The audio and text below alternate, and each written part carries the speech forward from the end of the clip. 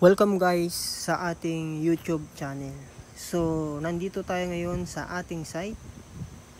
Ang ating pong topic ay kung paano po tayo maglalagay ng flexible hose sa steel matting wooling. So, dito guys, meron po tayo ditong example. Ito na po yung mga utility box.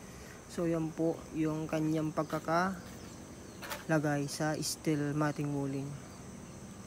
So dito guys, makikita po natin ito po yung flexible hose. Yan po.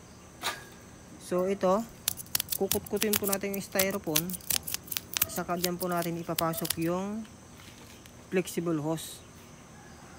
Ganun lang po kasimple. Nang sa ganun ay yung ating pong palitada ay hindi na po makapal masyado.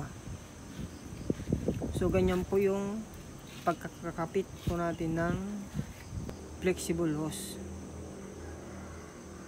So ito nga guys yung mga iba pang mga outlet. So ganyan lang po kasimple ang ating pong paglalagay sa ating flexible hose. Sana ay meron po tayong natutunan kung ganito po yung ating wooling na steel matting. Ganito lang po natin ikakabit para tipid po tayo sa palitada, para hindi po masyadong makapal.